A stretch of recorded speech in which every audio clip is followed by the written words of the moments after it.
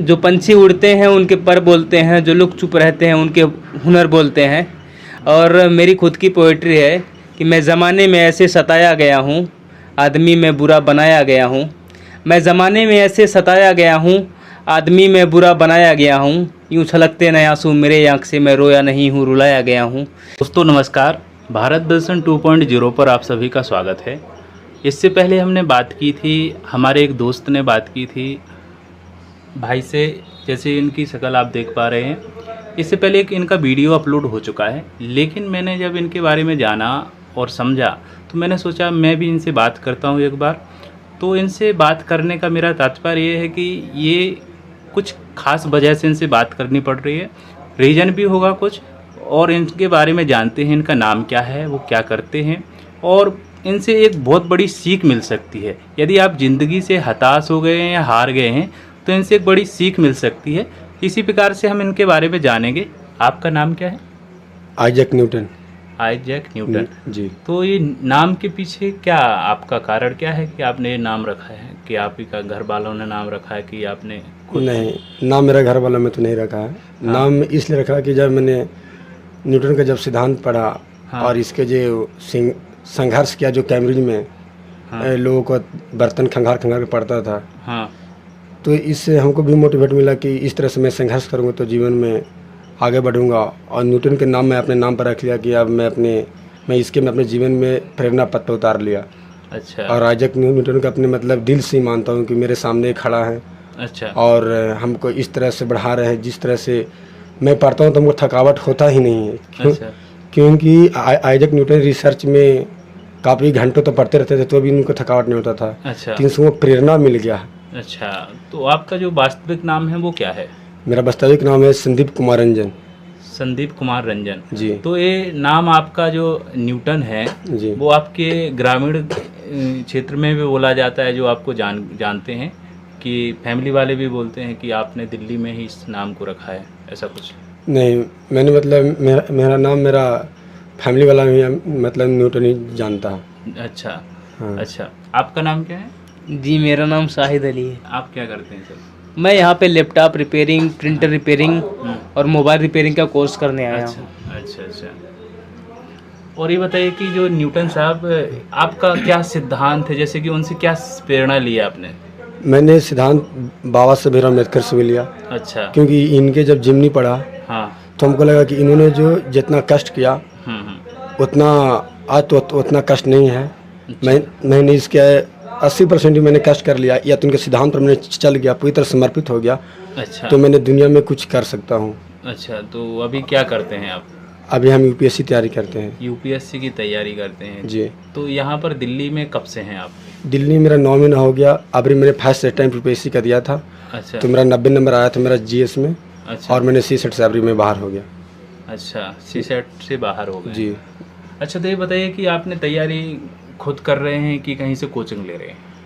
मैंने ऑप्शनल के लिए मणिकांत सर से ले रहा हूँ, हिस्ट्री से। अच्छा। जो मणिकांत सर हैं, काफ़ी अगर नहीं समझ में आता है तो बोलते बेटा बार पूछना, तुम मतलब तुम्हारा मैं परेशानी समझ रहा हूँ और तुम्हें दिक्कत ना होना चाहिए। और इस तरह से समझाते हैं कि अभी मेरा वर्ल्ड हिस्ट्री चल रहा है, फ्रांस की क्रांति, बहुत मतलब अच्छे समझाते हैं, कोई दिक्कत नहीं होता है। अच्छा अच्छा। तो कोचिंग की बात करें तो कितना फीस दी आपने इसकी? फीस था 45,000। हाँ। लेकिन मणिकांत सर ने फीस कम कर दिया मेरा। अच्छा, तो फीस आपने खुद दी है कि किसी ने सपोर्ट किया? मेरा दोस्तों ने सपोर्ट किया है। अच्छा, दोस्तों ने, मतलब तो इसका कारण क्या है? या आप उधार ले रहे हैं कि कोई परिस्थिति ऐसी है कि हम उधार नहीं ले रहे हैं। मैंने दिल्ली में आया था तब मैंने पहले कुछ करता था जॉब वगैरह, तो मैंने फिर सोचा मैं यहाँ से मैं चला जाऊँ ताकि मेरा मतलब मेरा मन में भी आती लगता है कि ऐसे नहीं हो पाएगा, मैंने घर पर ही कुछ करूँगा। अच्छा। लेकिन जब दोस्तों ने इस तरह से मुझे पढ़ते देखा तो एक है हेमंत भैया राजस्थान के, और एक अल्ताफ भैया हैं। जो हेमंत भैया अल्ताफ भैया बोले कि न्यूटन जी तुम मत जाओ घर, मैं तुम्हें महीने के 4,000 रुपये दूँगा और तुम पढ़ो और अपना सपना पूरा करो। और हेमंत भैया अल्ताफ भैया ऐसे मेरे आदमी, खास आदमी हैं कि कदम कदम पर खड़ा रहते हैं। अगर मैंने फ़ोन कर दिया रास्ता में कि हेमंत भैया हमको ये कॉपी लेना है, तुरंत पैसा पेमेंट कर रहे थे। ये मैं उनके ना हिसाब तो मैंने जान में नहीं करा। जो उनको से प्यार मिला हेमंत भैया और अल्ताफ भैया से, मेरे ज़िंदगी में किसी वैसा आदमी से मुझे प्यार ही नहीं मिला। अच्छा, तो अभी कोचिंग कहाँ जा रहे हैं आप? अभी और दूसरा कोचिंग जा रहा हूँ रेवोल्यूशन आईएएस में। रेवोल्यूशन आईएएस के सर को जब मेरा गिरफ्तारी सुना तो रेवोल्यूशन आईएएस सर फीस बोले कि न्यूटन तुम मत दो, और रेवोल्यूशन आईएएस सर भी मेरा हर वक्त हाल चाल पूछ रहे थे न्यूटन का कैसा है, कुछ अगर कुछ पैसा घटे तो मांग लेना। और रेवोल्यूशन आईएएस जो ज्योग्राफी पढ़ाते हैं, अच्छा, मतलब अंदर से फील होता है कि ज्योग्राफी अच्छे ढंग से पढ़ाते हैं और छोटी छोटी बातों को पूछते हैं तो मतलब बताते हैं। और मैं इस तरफ जाते हैं कि मतलब काफ़ी मतलब उनको से मतलब मेरा काफ़ी उन्हें सपोर्ट कर रहा है, हेल्प कर रहे हैं। और फिर सी सेट के लिए मैं धरे भारती सर थे। अच्छा, भारती सर जी ऐसा है मार्केट में तो हम ऐसा कहते हैं कि उनका ऐसा कोई टीचर ही नहीं है। अच्छा, मेरा दिमाग मेरा ही मानना है, क्योंकि अगर मैं 10 बार भी हाथ खड़ा कर देता हूँ तो उनके नाम में गुस्साने का चीज ही नहीं है। अच्छा, कि गुस्सा जाएंगे कि नहीं बता, उसमें कुछ नहीं। अच्छा, वो खुद कहते हैं कि 10 बार पूछो 20 बार पूछो, यहाँ आया पढ़ने के लिए, नहीं पूछेगा तो तू क्या करेगा। अच्छा, मैंने उनको से भी मतलब हमको काफ़ी प्रेरणा मिला, और जो उनसे जो प्रेरणा मिला, जो बताने का जो आइडिया और शैली जो कला है भारती सर का, उससे उनको हमको हरास क्लास करने में इतना उमंग से जाते हैं और काफ़ी उमंग से पढ़ते हैं। अच्छा, और मैंने बीच में ही मैंने भारतीय सर मैथ मैंने छोड़ने के लिए सोच लिया था, लेकिन एक विशाल भैया हैं और तो उन्होंने बोला कि भारतीय सर अच्छा पढ़ाते हैं। अच्छा, जब तू बहुत कमजोर है धीरे धीरे, तो उन्होंने विशाल भी हौसला दिया कि तुम ठहरो, एक दिन तुम मैथ में अच्छा हो जाएगा। अच्छा, तो फिर मैथ मेरा काफ़ी अच्छा हो रहा है, अभी टाइम एंड वर्क स्टार्ट हुआ। अच्छा, ये बताइए कि शादी जब आप अपना सपना पूरा कर लेंगे तो शादी करेंगे, किस प्रकार से शादी करेंगे आप? सर लड़की के बारे में सोचा होगा आपने? नहीं सर, मैंने यही मेरा सपना है कि शादी तो मैं बिल्कुल नहीं करूँगा, क्योंकि मैंने एपी जी का जो कलाम जी को जिमनी पढ़ा, तो यही मेरा सपना अंदर से फील होता है। जो निराश्रित बच्चे हैं सड़कों पर, गरीबों, बूढ़ों, अपंगों, कोढ़ियों, मैंने उसको जब मैं देखता हूँ तो मेरा दिल परिवर्तन हो जाता है कि काश मेरे पास पैसा रहता तो मैं हेल्प कर देता। अगर मेरे पास रहता भी नहीं तो मैंने देना मैं भूलता हूँ नहीं। मेरे पास 5 रुपये 2 रुपये मैं उसको थोड़ा देता हूँ, क्योंकि मेरा कर्तव्य स्वामी विवेकानंद ने कहा था कि जब भी अगर सेवा करने का अवसर मिले तो सेवा कर दो। तो शादी मतलब करने ही नहीं? नहीं सर, मेरा मतलब लड़कियों के बारे में सोचते ही नहीं है? नहीं, मेरा ही सपना है। और मैंने गौतम बुद्ध का सिद्धांत काफ़ी माना हूँ। वो सिद्धांत तो माना है, लेकिन क्या है कि ये भी कहा जाता है कि यदि हमारा जो सपना पूरा होता है जी, तो यदि हमें सुखी हम हो जाते हैं किसी पे, तो ज़िंदगी में अपने सुख को या खुशी को बांटने के लिए कोई होना चाहिए है। तो एक पार्टनर की बहुत ज़रूरत होती है ज़िंदगी में, हर एक मोड़ पे ज़रूरत होती है। तो जी, आप इसके बारे में क्या कहेंगे? सर हमको सर हमारे सर सक्सेस होने के बाद सर सुखी यही चाहते हैं। जो मेरे भारत देश का जो गरीब बच्चे हैं, निराश्रित बच्चे हैं, जो पढ़ नहीं रहे हैं, आज का जो शिक्षा व्यवस्था, मैंने उन लोगों को जो सहायता करूँगा तो उससे मेरा लाइफ पार्टनर ही मानूंगा। मेरा नहीं, तो ये अभी जो आपकी जो बातों में एक प्रकार से ऐसा लग रहा है कि आप ऐसा करेंगे। यदि ऑफिसर बन जाएंगे तो ये ध्यान रखेंगे कि यही बातें आपको याद आएंगी कि भूल जाएंगे? नहीं सर, मैंने सिद्धांत है सर, जो मैंने कष्ट किया हूँ मैं कभी नहीं भूलूंगा। मेरा ये सपना है कि मैंने इंडिया भारत देश को विकसित करूंगा। यहाँ जो गरीब बच्चे उसको तो मैंने पहले न थाले बनवाऊंगा। उसको पढ़ाई लिखाई के आनंद कुमार जिस तरह से न थाले बना, मेरा सपना है कि जिस तरह से आनंद कुमार सुबह 30 चला रहा हो, इससे मेरा सपना है कि मिशन 22 लावेंगे। अच्छा, और यूपीएससी का प्रोवाइड करेंगे। अच्छा, हाँ, मेरा इससे मेरा प्रेरणा मिला। अच्छा, थोड़ा इनके बारे में जैसे भैया ने बताया, आप जैसे आपका शौक क्या है? जी, मेरा शौक तो बस बिजनेस करना है। मैं बिजनेस ही करना चाहता हूँ। अच्छा। और मैंने भी दुनिया देखी है। अच्छा। और मैंने बहुत जगह पे जॉब किया। जॉब करने के बाद मुझे हमेशा ये चिंता लगा रहता था कि हर जगह लोग परेशान हैं। हाँ। और जॉब करें तो हमारे ऊपर कोई ना कोई बॉस रहता है। बॉस हमें डांटता है, बोलता है ये करो वो करो। ये चीज़ मुझे थोड़ा सा एम्बेरस फील करने लगी और मुझे अच्छा नहीं लगने लगा ये सब चीज़ें कि मेरे ऊपर कोई बॉस रहे और डांटे बोले। ये चीज़ थोड़ा सा मेरे को भारीपन महसूस होने लगा। अच्छा। तो फिर मैंने सोचा कि मुझे कुछ ऐसा करना चाहिए कि मैं खुद 2 लोगों को 4 लोगों को काम दूं, या फिर मैं कुछ मतलब बॉस बनूं किसी का। अच्छा। तो ये चीज़ मेरी ज़िंदगी में मेरे दिमाग में आई कि मुझे अच्छा। खुद से कुछ करना चाहिए। तो मैंने फिर बिजनेस करने का सोचा, और ये बिजनेस करने के लिए मैंने अपना मतलब थोड़ा सा सोचा कि मुझे करना क्या चाहिए। बिजनेस तो करूँगा पर करना क्या चाहिए। तो मैंने देखा ज़माने को कि लोग मोबाइल के बिना नहीं रह पाते हैं आजकल मोबाइल लैपटॉप ये सब आम बात हो गया, हर किसी को चाहिए ही। पढ़ने के लिए किसी को मोबाइल की ज़रूरत पड़ती है, तो ये चीज़ लोगों की दिनचर्या बन चुकी है। अच्छा अच्छा। तो इसलिए मैंने मोबाइल लैपटॉप प्रिंटर टीवी ये सब रिपेयरिंग का कोर्स किया, अच्छा अच्छा। और इस क्षेत्र में ही मैं कुछ करना चाहता हूँ। अच्छा, और एक शौक की बात करें, हॉबी की, तो क्या है आपको एक मनोरंजन के तौर पर आप क्या करते हैं समझ? के मनोरंजन के तौर पे तो मुझे पोइट्री लिखना और कहना बहुत पसंद है। अच्छा, तो कुछ सुना दीजिए। तो इस क्षेत्र में ही मैं रहता हूँ। अच्छा, एक आध सुना दीजिए पोइट्री यदि याद हो आपको। मैं आपको एक पोइट्री सुना दे रहा हूँ हम्म।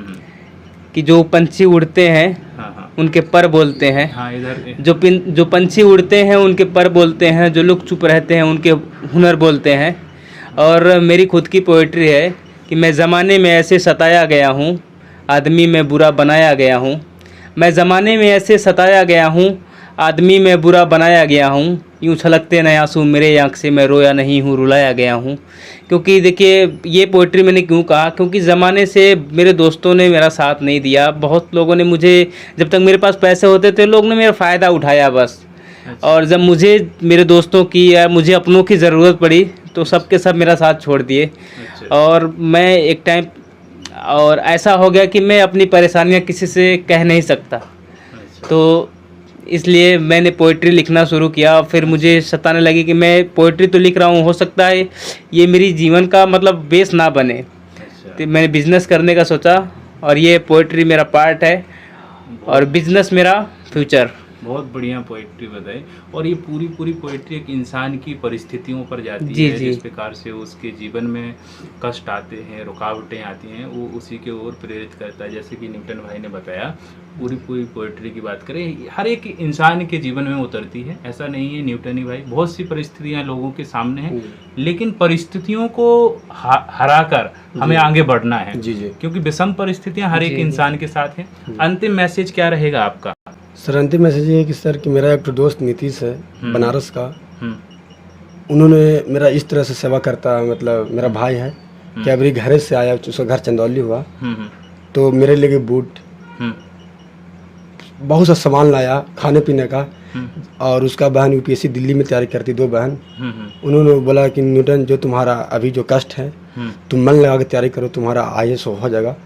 तो जो नीतीश मेरा दोस्त है, नीतीश का जो बहन बोली तो उससे मेरा कुछ हौसला बढ़ा।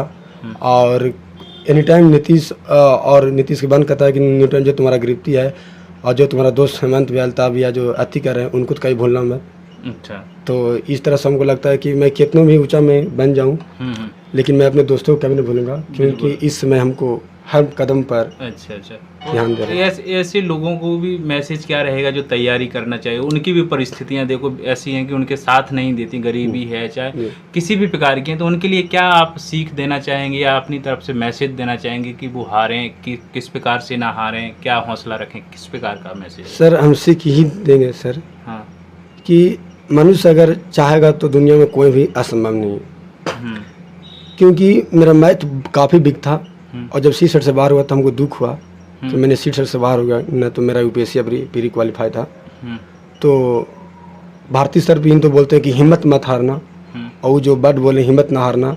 अगर कोई भी आदमी गरीब हो या कितना गरीब हो, लेकिन आकर जो हिम्मत नहीं हारेगा और जीवन में हर मुकाम हासिल करेगा। हाँ कष्ट तो आएंगे सर, कष्ट इतना आएंगे कभी रास्ता आपको छोड़ के जाने पड़ेगा। मैंने जा रहा था घर, तो मैंने सह लिया परिस्थिति, तो आज मैं अच्छे खासे इंसान के रूप में अभी हूँ। अच्छा। और भविष्य तो मेरा बनेगा बिल्कुल। हाँ भविष्य तो मेरा बनेगा, भगवान भरोसा है। अच्छा अच्छा। तो दोस्तों हमने बात की न्यूटन भाई से और इन भाई से, इनने पोइट्री सुनाई और इन्होंने अपनी जो व्यथा है उसको सुनाया। एक प्रकार से वो तैयारी तो कर रहे हैं, साथ में स्ट्रगल भी कर रहे हैं, हर एक इंसान करता है। इनसे सीख ये मिलती है कि हमारे विपरीत कितनी भी विषम परिस्थितियां हो, उन परिस्थितियों को मात दे करके हमें आगे बढ़ना है और अपने लक्ष्य की ओर अग्रसर होना है। किसी भी प्रकार से या 100% देते हैं अपने लक्ष्य के प्रति तो वो आपको जरूर हासिल होगा। लेकिन ऐसा है कि पीछे आगे हो सकता है, लेकिन लक्ष्य जरूर मिलता है यदि आप मेहनत करते हैं। आदमी के जीवन में एक बेस होना चाहिए कि मुझे करना क्या है। बिल्कुल अगर बेस नहीं है तो आदमी का जीवन व्यर्थ है। बिल्कुल और ऐसा बेस बनाए कि उसको पूरा करने के लिए दिन रात एक कर दे, बिल्कुल। चाहे वो पढ़ाई से रिलेटेड हो चाहे या कुछ बिजनेस से रिलेटेड हो। कुछ भी अपने लाइफ का जब तक बेस नहीं रहेगा तब तक जीवन व्यर्थ है। बेस बनाओ और उस रास्ते पे चल पड़ो अगर कुछ करना है तो। मैं बस इतना ही कहूँगा। अच्छा, तो दोनों भाइयों से बात की। दोस्तों, अगले वीडियो में मिलेंगे एक नई कहानी या सच्चाई के साथ।